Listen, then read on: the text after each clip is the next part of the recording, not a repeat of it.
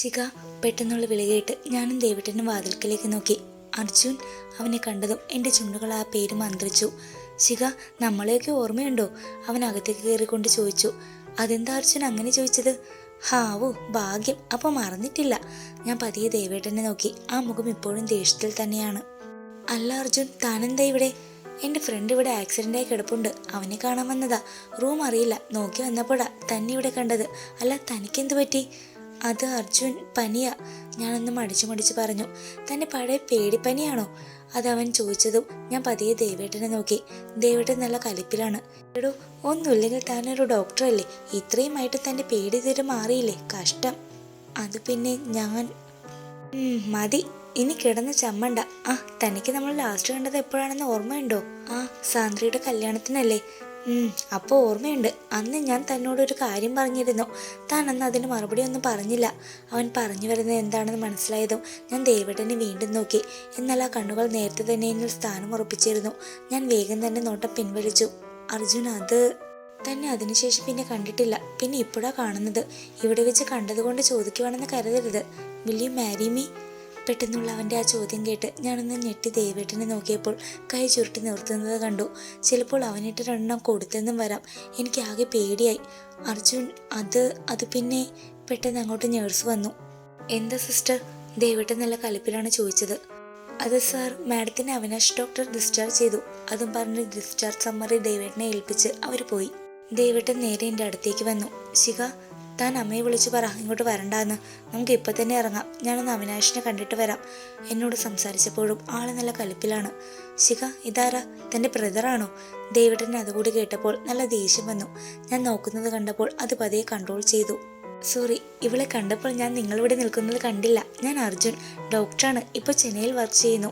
ഞാനും ശിഖയും +2 തൊട്ട് ക്ലാസ്മേറ്റ്സ് ആയിരുന്നു. മെഡിസിനും ഒരുമിച്ചായിരുന്നു.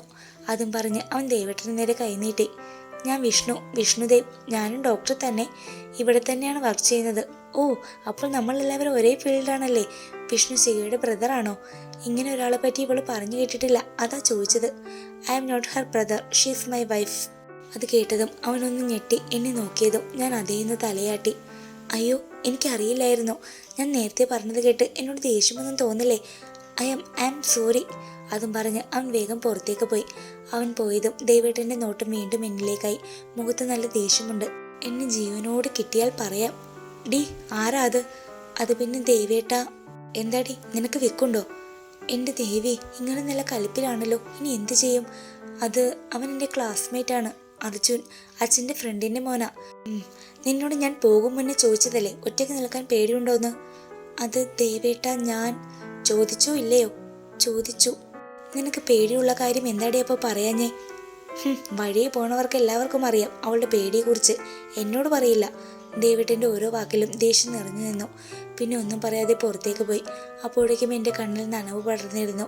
ഫ്ലാറ്റിലേക്കുള്ള യാത്രയിൽ ഉടനീളം ഞങ്ങളുടെ ഇടയിൽ മൗനം തന്നെ ആയിരുന്നു. ദേവേട്ടൻ എന്നെ ഒന്ന് നോക്കുക പോലും ചെയ്തില്ല. അത് കണ്ടപ്പോൾ ഉള്ളിൽ എവിടെയോ നോവ് പടർന്നു. പിന്നെ ഞാൻ പുറത്തേക്ക് നോക്കിയിരുന്നു. എന്തൊക്കെയോ ആലോചിച്ചിരുന്നു.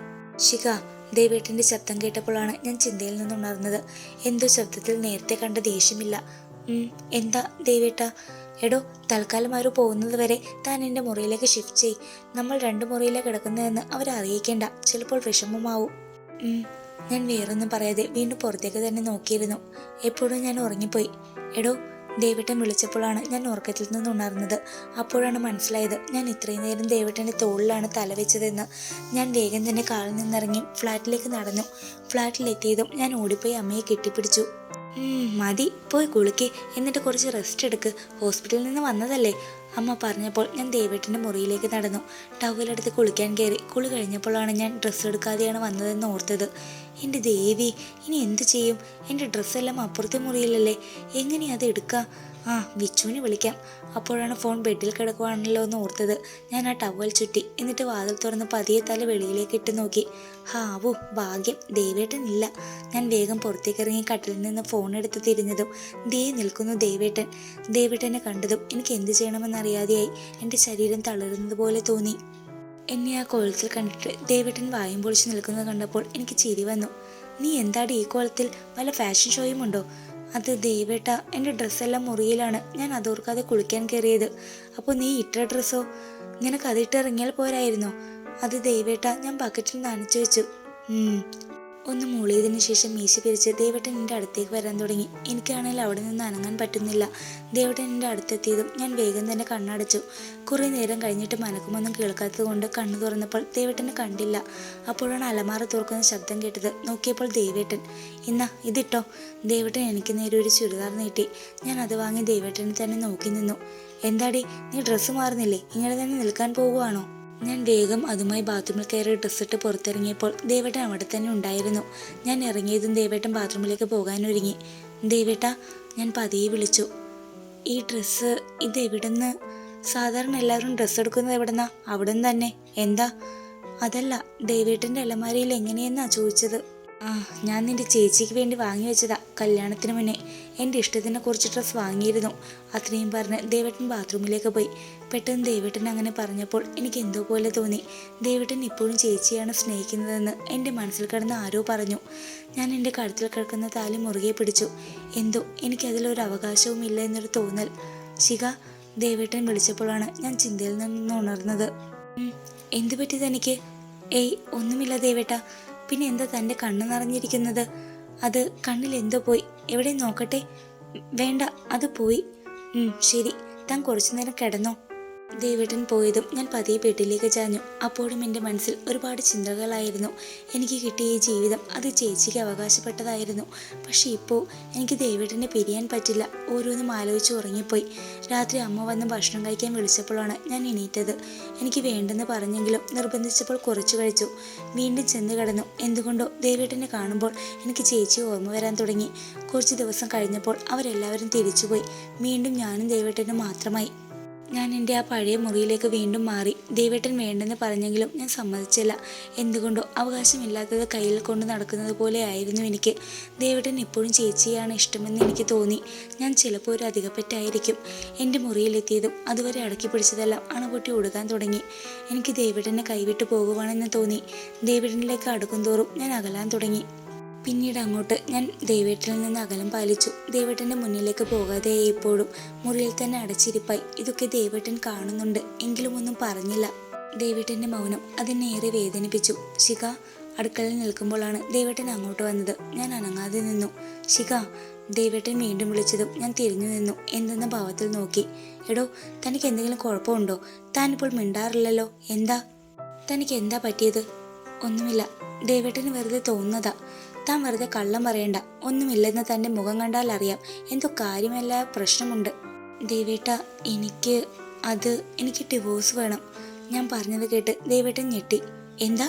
നിനക്ക് ഡിവോഴ്സ് വേണമെന്നോ? അതിന് മാത്രം ഇപ്പം എന്താ ഉണ്ടായത്? ഞാൻ നിന്നോട് മോശമായി പെരുമാറിയോ? നിന്റെ അടുത്ത് ഭർത്താവിൻ്റെ അധികാരമൊന്നും കാണിച്ചിട്ടില്ലല്ലോ.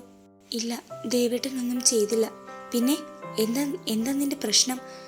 എൻ്റെ പ്രശ്നം ദേവേട്ടൻ തന്നെയാ. എനിക്ക് ഒത്തിരി ഇഷ്ടം ദേവേട്ടനെ. ആദ്യമൊന്നും എനിക്ക് അങ്ങനെ തോന്നിയിട്ടില്ല. എപ്പോഴും ഇഷ്ടപ്പെട്ടു പോയി. അത്രയും പറഞ്ഞതും എൻ്റെ കണ്ണ് നിറഞ്ഞു. അതിനെന്തിനാ നീ ഡിവോഴ്സ് ചോദിക്കുന്നത്? ഇഷ്ടം ഒരാൾക്ക് മാത്രം തോന്നിയത് കൊണ്ട് കാര്യമില്ല. ദേവേട്ടൻ ഇപ്പോഴും ചേച്ചിയല്ലേ ഇഷ്ടം? അന്ന് ദേവേട്ടൻ എനിക്ക് നേരെ ചേച്ചിക്ക് വാങ്ങിയ ഡ്രസ്സ് വെച്ച് നീട്ടിയപ്പോൾ എനിക്ക് മനസ്സിലായി, എൻ്റെ ജീവിതവും ചേച്ചിക്ക് കിട്ടേണ്ടതല്ലേ. അതിൽ എനിക്കൊരു അവകാശവുമില്ല. ഈ താലി പോലും ദേവേട്ടൻ ചേച്ചിക്കായി വാങ്ങിയതാണ്. എനിക്കൊരു അവകാശവുമില്ലാത്ത ഈ ജീവിതം ഞാൻ എങ്ങനെ ജീവിക്കും? ദേവേട്ടൻ പോലും ഭാര്യയായി ചേച്ചിയല്ലേ കാണുന്നത്. ദേവേട്ടനിൽ എനിക്ക് എന്താ അവകാശം? അത്രയും പറഞ്ഞതും ദേവേട്ടൻ്റെ കൈ എൻ്റെ മുഖത്ത് പതിഞ്ഞിരുന്നു.